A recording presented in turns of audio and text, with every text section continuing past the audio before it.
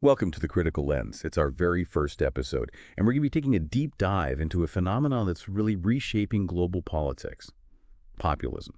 We're going to be examining its core characteristics, its historical roots, and some of the modern drivers that are contributing to its resurgence. So what exactly is populism? Well, it's not really a rigid ideology, like socialism or conservatism. It's more of a political approach that often pits the people against a corrupt elite. And it can manifest across the entire political spectrum. Just think about figures like Donald Trump or Marine Le Pen on the right, and then contrast them with someone like Bernie Sanders or Andres Manuel Lopez Obrador in Mexico on the left. Despite their ideological differences, they all share this common populist thread. So let's break down some of the key characteristics of populism. First, there's this very strong anti-elitism stance. Populists, they really present themselves as the voice of the common person, the ones who are railing against the establishment. Remember Trump's Drain the Swamp slogan during his 2016 campaign. That perfectly captures this sentiment. Another defining characteristic is this us versus them narrative. Populists, they're very good at creating these divisions. Often they target immigrants, global institutions, or even the media. They frame these groups as threats to the people.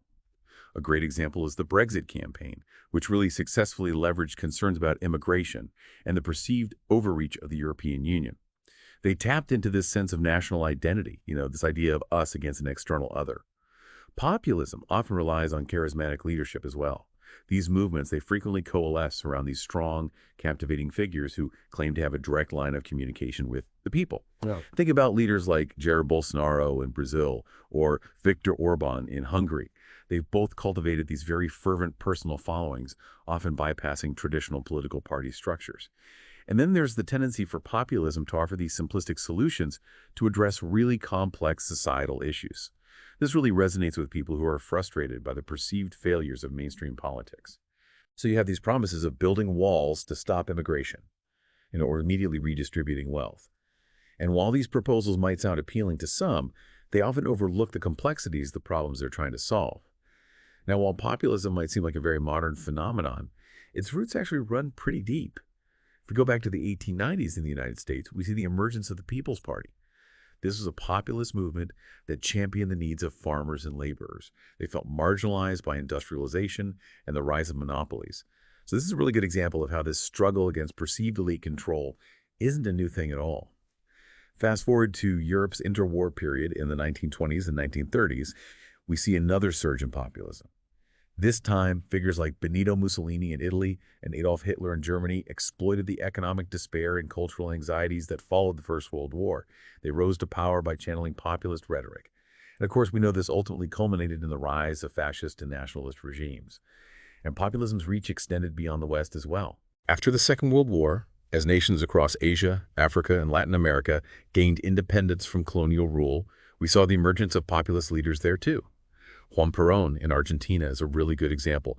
He successfully used populist rhetoric to unite a very diverse population under this banner of national identity and economic justice. And this was a strategy that was frequently employed by leaders seeking to consolidate their power in these newly formed nations. So these historical examples really demonstrate that populism isn't just this fleeting trend. It's a recurring feature of political landscapes that are undergoing these really profound transformations. And its resurgence in the 21st century, well, it's driven by a confluence of global challenges and societal shifts that we're all experiencing. One of the most significant drivers is economic inequality. Globalization has created incredible wealth and interconnectedness, but it's also produced what some call globalization's discontents. Trade liberalization, rapid technological advancements, while they have generated immense wealth, they've also left many people behind. Workers displaced by automation, those facing job losses due to outsourcing, these are the individuals who are particularly susceptible to the allure of populist rhetoric. It's no coincidence that populism tends to resonate most strongly in regions that have been deeply impacted by these economic shifts. But economics isn't the only factor at play here. There's also a powerful cultural backlash that's simmering beneath the surface. Rapid demographic changes, increased immigration, particularly in Europe and North America, these have fueled anxieties among some who fear a loss of cultural identity and traditional values. Right-wing populists have very effectively tapped into these fears, campaigning on platforms that emphasize national identity, sovereignty, and stricter border controls. Their message is pretty clear. We need to protect our culture from these external influences. And adding to all of this is a growing distrust in institutions. Scandals, perceived inefficiencies, the sense that institutions aren't really responsive to the needs of everyday people, all of this has eroded trust in governments, in the media, and even in international organizations. The Yellow Vest protests in France are a really good example of this disillusionment with centralized power, this perceived disconnect between the ruling class and the concerns of ordinary citizens. Similarly, the anti-EU sentiment that fueled the Brexit movement, well, that reflects a growing distrust in these supranational bodies. And of course, we can't forget about the role of social media. Social media has completely changed the game. It's allowed populists to bypass these traditional media gatekeepers. They can take their messages directly to the masses. And this has led to the creation of these echo chambers online, where like-minded individuals reinforce each other's beliefs. It also facilitates the rapid spread of information, and that information isn't always accurate. Just look at Jair Bolsonaro's successful presidential campaign in Brazil back in 2018. His savvy use of WhatsApp to spread his message to voters played a crucial role in his victory. Now, it's important to note that not all populism is created equal. As we've talked about, it's not tethered to a particular ideology.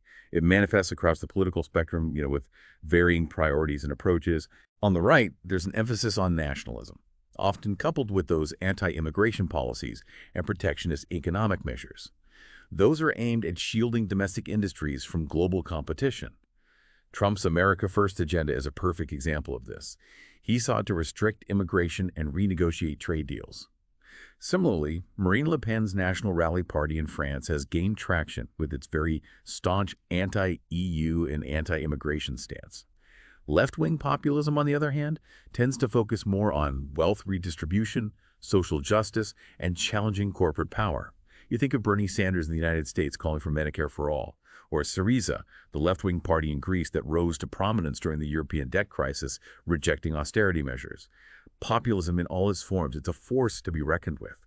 It can ignite fervent support, it can stoke division, and it can certainly challenge those established norms. But what does this rise mean for the world we live in? That's what we're going to explore as we continue our deep dive into populism. Now, we're going to shift gears a little bit and examine the impacts of populism, both the potential benefits and also some of the inherent dangers. Because like many things in politics and in life, it's rarely black and white. So let's start with some of the potential upsides. One thing that populism does really well is it energizes political engagement. It often brings people into the political process who felt disillusioned or maybe excluded. When people feel like their voices are being heard, it can lead to increased voter turnout, more participation in the civic life, and just a general sense of agency.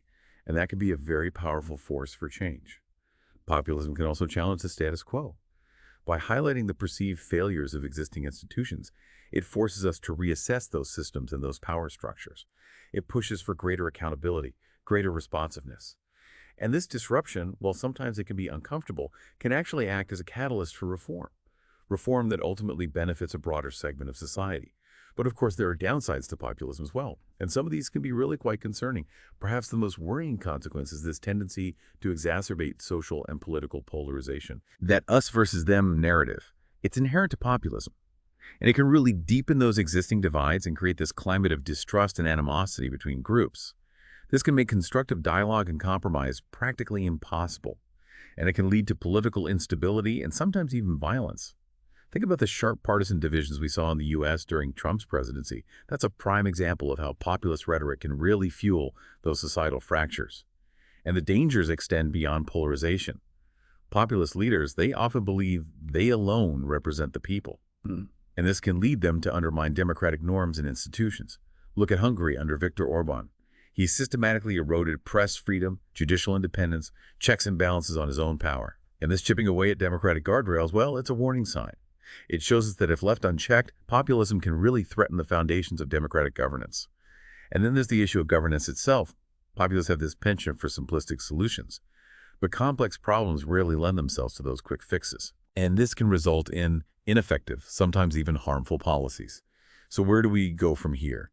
Is populism just this force we have to weather? Is it just this constant feature of the political landscape?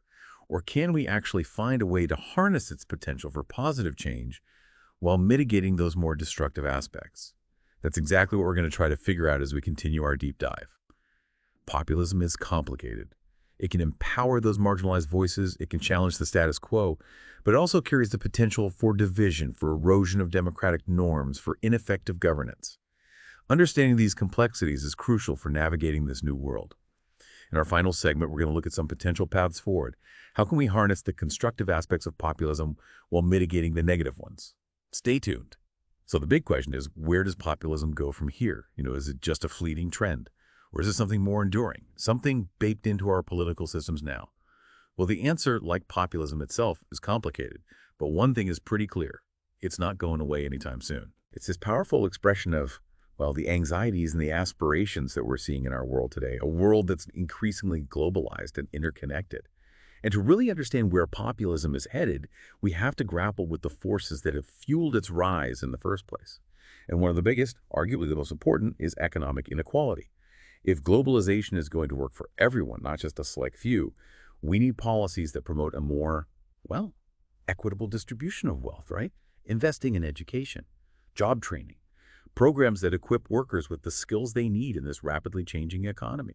We need to think about social safety nets, maybe even something like a universal basic income, something to help people weather those economic storms.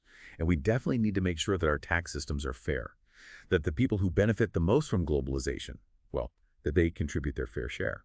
Another crucial piece of this puzzle is rebuilding trust. Trust in institutions. People need to believe that their governments, the media, that these institutions are working for them, not against them. And that means more transparency, more accountability. We have to tackle corruption, strengthen ethical standards, and make sure that the people making the decisions are actually listening to, the needs of all citizens. And finally, we can't forget about civic education and media literacy.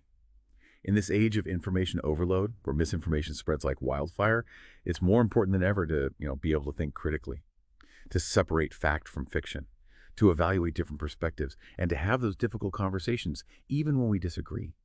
Because at its heart, populism is a reflection of where we are as a society. It shows us what's broken, but also shows us what people want.